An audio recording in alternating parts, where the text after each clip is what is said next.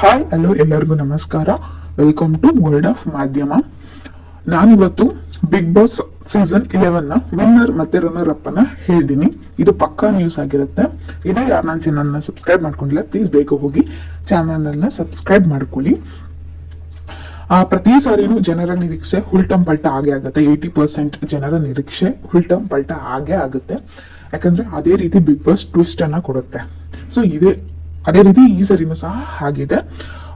ಉತ್ತರ ಕರ್ನಾಟಕದ ಸಂಗೀತದ ಪ್ರತಿಭೆ ಅಂತಾನೆ ಹೇಳಬಹುದು. ಹನುಮಂತು ಅವರು ರನ್ನರ್ ಅಪ್ ಆಗಿದ್ದಾರೆ. ವೈಲ್ಡ್ ಕಾರ್ಡ್ ಎಂಟ್ರಿ ಮುಖಾಂತರ ಬಿಗ್ ಬಾಸ್ಗೆ ಕಾಲಿಟ್ಟಂತಹ ಹನುಮಂತು ಅವರು ಚೆನ್ನಾಗಿ ಆಟ ಆಡಿದ್ದಾರೆ.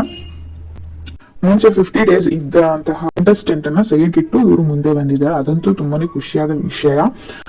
ಆದ್ರೆ ಪ್ರತಿ ಸಾರಿನೂ ಅವ್ರು ಬಂದಂತಹ ಬ್ಯಾಕ್ ಗ್ರೌಂಡ್ ಆಗಿರಬಹುದು, ಇನ್ನೋಸೆನ್ಸ್ ಆಗಿರಬಹುದು, ಸಿಂಪತಿ ಆಗಿರಬಹುದು, ಆಗಲ್ಲ ಅನ್ನೋದಕ್ಕೆ ಇದೇ ಸಾಕ್ಷಿ.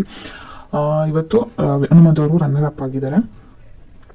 ಸೊ ವಿನ್ನರ್ ಬಂದು ತ್ರಿವಿಕ್ರಮ್ ಆಗಿದ್ದಾರೆ. ಇದು ಪಕ್ಕಾ ನ್ಯೂಸ್. ತ್ರಿವಿಕ್ರಮ್ ಅವರು 100 ಡೇಸ್ ಇಂದ ಇದ್ದು ತುಂಬಾನೇ ಚೆನ್ನಾಗಿ ಅವರು ಸಹ ಆಟ ಆಡಿದ್ದಾರೆ. ಇವಾಗ ಅವರು ವಿನ್ನರ್ ಆಗಿದ್ದಾರೆ. ಟಾಪ್ 5 ಅಲ್ಲಿ ಮೋಕ್ಷಿತಾ ಮತ್ತು ಟಾಪ್ 4 ಅಲ್ಲಿ ರಜತ್ ಮತ್ತೆ ಟಾಪ್ 3 ಅಲ್ಲಿ ಮಂಜಣ್ಣ ಅವರು ಇದ್ದಾರೆ. ಎಲ್ಲರಿಗೂ ಒಳ್ಳೇದಾಗ್ಲಿ ಅಂತ ಕೇಳ್ಕೊತಾ ಈ ವಿಡಿಯೋನ ಮುಗಿಸ್ತಾ ಇದ್ದೀನಿ. ನಿಮ್ಮ ಅನಿಸಿಕೆ ಅಭಿಪ್ರಾಯಗಳನ್ನ ಕಮೆಂಟ್ ಮುಖಾಂತರ ತಿಳಿಸಿ ಸ್ನೇಹಿತರೆ.